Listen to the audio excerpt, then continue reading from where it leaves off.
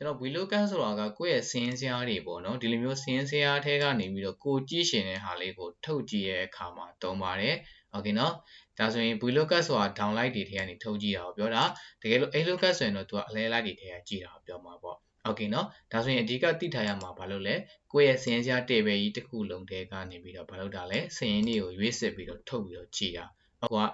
ထားပါတော့ code 001ကြည့်ရှင်နဲ့ဒါလေးနေလိုက်မရဘူးလားโอเคတကယ်လို့3ကြည့်ရှင်နဲ့ဒါလေးနေလို့ရတယ်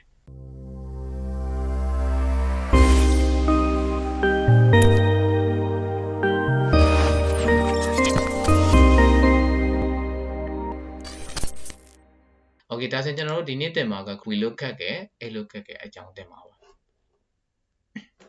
โอเคเนาะဒါဆိုရင်ကြည့်အောင်ကျွန်တော် VLOOKUP ဆိုတာကကိုယ့်ရဲ့စင်းစရာတွေပေါ့เนาะဒီလိုမျိုးစင်းစရာထဲကနေပြီးတော့ကိုကြည့်ရှင်တဲ့ဟာလေးကိုထုတ်ကြည့်ရဲ့အခါမှာသုံးပါတယ်โอเคเนาะဒါဆိုရင် VLOOKUP ဆိုတာ download တွေထဲကနေထုတ်ကြည့်တာကိုပြောတာတကယ်လို့ VLOOKUP ဆိုရင်တော့သူကအလဲလိုက်တွေထဲကကြည့်တာကိုပြောမှာပေါ့โอเคเนาะဒါဆိုရင်အဓိကသိထားရမှာဘာလို့လဲကိုယ့်ရဲ့စင်းစရာ table ကြီးတစ်ခုလုံးထဲကနေပြီးတော့ဘာလို့တာလဲစင်းတွေကိုရွေးစစ်ပြီးတော့ထုတ်ပြီးတော့ကြည့်တာโอเคထားပါတော့ဒီမှာရေးထားတဲ့ start code ဆိုတာတွေ့လား code လေးရေးလိုက်မယ်ဥပမာထားတော့ကျွန်တော်ဒီ code ဆိုတဲ့နေရာမှာဒီမှာရေးပြမယ်နော်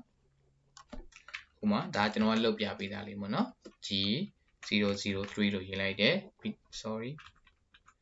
003လို့ရေးလိုက်တယ် enter ခေါက်လိုက်မယ်ဒီမှာကြာလားမကြာဘူးเนาะဘာလို့လဲကျွန်တော်တို့ကခုန function ပုံစံတွေဖြတ်ထားတာဖြစ်တဲ့ကြောင့် okay အဲ့လိုမျိုးဒီမှာ G303 လို့ရေးလိုက်ပြီဆိုတာနဲ့ဒီဘက်မှာ item name ဆိုတဲ့နေရာမှာကျွန်တော်တို့ကဘာ position တာလဲဆိုရင် as လို့သူ့ဘာသာသူလာ position နဲ့ cost ဆိုတဲ့နေရာမှာလဲဘာလို့ကြာချင်တာလဲဆိုရင်49ဆိုပြီးသူအကုန်လုံးလာ position တာ okay เนาะအဲ့လိုမျိုးလေးတွေရွေးထုတ်ပြီးကြည့်မှာပါဒါဆိုရင်ကျွန်တော်တို့သွားကြည့်မယ်เนาะOkay ဒါဆိုရင် VLOOKUP ကြည့်ဖို့အတွက်ဘေးမှာသွားရမလဲဆိုရင်ကျွန်တော်တို့ကကိုရှာလို့တဲ့ item name ဆိုရင်ဒီမှာ item name လို့သွားပါမယ် Okay เนาะဒါဆိုရင်ကျွန်တော်တို့ကဒီနားမှာ any error မပေါ်ရအောင်ဒီထဲမှာတစ်ခုလေးရေးထားလိုက်မယ်เนาะကိုကြိုက်တာလေးရေးထားကိုက code တွေရှာမှာဖြစ်တဲ့ကြောင့်ဒီထဲကရှိတဲ့ code တစ်ခုခုကိုရေးထားပါ Okay เนาะ Okay ဒီမှာကျွန်တော်ရေးလိုက်ပါမယ် G00 ထားပါတော့2လို့ရေးထားလိုက်မယ်เนาะ Okay ဒါဆိုရင်ကြည့်မယ်ဒါဆိုရင်ကျွန်တော်ကဒီ item name ဆိုတဲ့နေရာလေးမှာရိုက်ရှာပါမယ်ညီးများချင်းကျွန်တော်တို့ VLOOKUP ပါတွေ့လားပြီเนาะပြီးသွားရင်တပည့်ကလေးနှိပ်ပါ lookup value ပါ lookup value ကျွန်တော်တို့ကဘယ်နားမှာသွားကြည့်မှာလဲကျွန်တော်တို့ကဒီနားမှာပဲပြင်ရေးမှာလေเนาะဥပမာထားပါတော့ကျွန်တော်က G001 ဆိုတဲ့ code ကိုကြည့်ရှင်းနေဆိုရင်ဒီနားမှာ G001 လို့ရေးမှာပါဒါကြောင့်ကျွန်တော်တို့ကြည့်မဲ့နေရာကဒီနားမှာကြည့်မှာပါ Okay เนาะဒီနားမှာကျွန်တော်တို့အမျိုးမျိုးပြင်ပြီးရေးမှာပါဒါကြောင့် lookup value ဘယ်လိုလဲ G4 ကိုပါမယ်နောက်တစ်ခုကဘာလဲဆိုရင် table array ဆိုတာကိုယ့်ရဲ့ data ကြီးတစ်ခုလုံး select မှတ်ခိုင်းတာကိုယ့်ရဲ့ table ကြီးတစ်ခုလုံး select မှတ်ခိုင်းတာပါအကုန်လုံး select မှတ်ပါမယ် Okay တွေ့လားဒါဆိုရင်ကျွန်တော်တို့ create table တွေလုပ်ရှင်းအပြင်ဘာတွေပါလာလဲဆိုရင်ဒီလိုမျိုး table ဆိုပြီးတော့ဖြစ်သွားပါတယ် Okay เนาะအဲ့လိုမှမဟုတ်ဘူးဆိုရင် तू ကမှတ်ပေးတာကကျွန်တော်အရင်တော့ဆို table လို့မှတ်ပေးလားမှတ်မပေးပါဘူးเนาะဒါဆိုရင် तू ကပို့ပြီးတော့လွယ်ပါတယ် table array ပြီးသွားရင်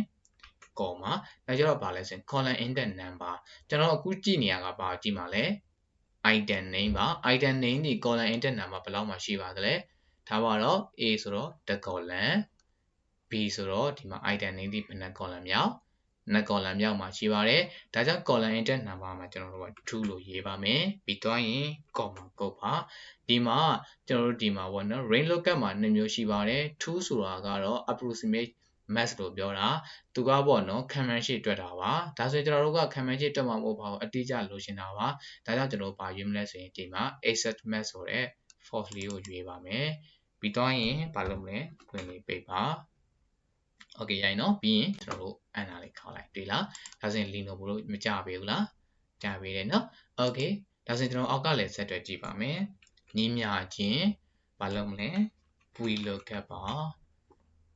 တပည့်ကလေးနေပါမယ် lookup value ကိုကပြီးမှကြည့်ပါလဲကိုကဒီမှာ G001 မှာ002မှာကြည့်မှာပါဒါကြောင့် lookup value comma table array ကိုရဲ့ table တစ်ခုလုံး select မှတ်ပါ select မှတ်တဲ့အခါမှာကျွန်တော် control A တင်နေလဲလွှဲလို့မရပါဘူးเนาะဒီမှာလွှဲတတ်တယ်တွေ့လားဒါဆိုရင် table code တွေအကုန်လုံးလွှဲကုန်ပြီအဲ့လိုမျိုးတွေမှတ်လို့မရဘူးဒါကြောင့်ကိုကသေချာလေးမှတ်ဖို့လိုပါတယ်အဲ့တော့ကျွန်တော်ဒီမှာမှတ်ကြည့်ပါမယ်ဘာလုပ်မလဲတစ်ခုလုံးကို select မှတ် Okay เนาะtable comma table array bb sorry ဒီမှာနော် lookup value လွဲနေလို့ပါပြန်တွက်လိုက်မယ်နော်ညီများချင်း VLOOKUP လေးတွားပါမယ် okay ကျွန်တော်ဟုတ်အပေါ်မှာတွားလိုက်တော့မယ်เนาะသူကကျွန်တော်ဒီဘက်မှာတွားရောက်သွားလို့เนาะတကယ်လို့ပြန်ခေါ်ရှင်နေဆိုရင်ရတယ်เนาะဘေးနားပဲခေါ်တူတူပါပဲကျွန်တော်ပြန်ခေါ်ပြပေးပါမယ် lookup value ဘာလုပ်မလဲ sorry ဆရာပြောခဲ့တယ်เนาะရှေ့မှာ function တွေခေါ်တဲ့နေရာမှာဒီ insert function ဘောက်ကလည်းခေါ်လို့ရတယ်เนาะပုံမှန်အဖြစ်ဆရာတွက်ပြတာများတာကဒီထဲမှာ function ကိုတိုက်ရိုက်ခေါ်ပြီးတွက်ပြတာတွေများတယ်အားကြောင့်ကျောင်းသားတွေအနေနဲ့ပို့ဘက်မှာမခေါ်တတ်မှလည်းဆိုတယ်ဆရာနောက်တစ်ခုကြရင်တော့ခေါ်ပြပါမယ်เนาะဒီမှာပါလဲ tip lookup value g2 မှာဒီမှာကြည့်ပါမယ်เนาะကိုကြည့်မဲ့ခုတ်နှစ်ဘက်မှာရှာမှာဖြစ်တဲ့ကြောင့်ကိုရေးမဲ့ခုတ်နှစ်ဘက်နောက်မှာရေးပါပြီးတော့ရင် table array ကိုကရှာမဲ့ table တစ်ခုလုံး select မှတ်ပါ comma ကိုပါ table array ပြီးတော့ပါလဲ column index number ဒါဆိုရင်ကျွန်တော်တို့အခုရှာနေရပါလဲ cost ဆိုရယ်ကုန်ကျစရိတ်ကိုကြည့်ပါကုန်ကျစရိတ်ကဘယ်နှ column မြောက်မှာရှိရလဲဒီကစရည်မယ်ဆိုရင်တစ် column 2 column ဘယ်နှ column မြောက်3 column မြောက်ပါဒါကြောင့်3လို့ရေးပါမယ် comma ကိုဒီမှာပါရေးလို့ရလဲကျွန်တော်တို့ false လို့ရွေးပေးရပါမယ်ပြီးတော့ရင် page enter ခေါက်ရလား okay เนาะဒါဆိုရင်ဒီမှာ discount ကိုကြာတော့အခုညတော့ညီမချင်းမခေါ်ပဲねဒီထဲက insert function ဘောက်ကတွားလိုက်မယ်ကိုတွက်မှာဘာတွက်မှာလဲဒီမှာကဘာတွက်မှာလဲကျွန်တော်တို့ကအခုတွက်နေရက VLOOKUP ပါဒီထဲတင်ဆိုရိုက်ရှာပါမယ်ဒါเนาะကိုရိုက်မဲ့ function လေးရိုက်ရှာလိုက်ပြီးတော့ရင်ဘာလုပ်မလဲကိုလေးကိုနှိပ်လိုက်ဒါဆိုရင် VLOOKUP ကြာလာပြီ okay ကြည့်ပါမယ်ဒါဆိုရင်ကျွန်တော်တို့ဒီမှာတွေ့လာ lookup value ကိုပြင်မှာကြည့်မှာလဲကြည့်မှာပါ okay နောက်တစ်ခုကပါလဲဆိုတော့ table array ကကိုရှာမဲ့ table တစ်ခုလုံး select မှတ်ပါ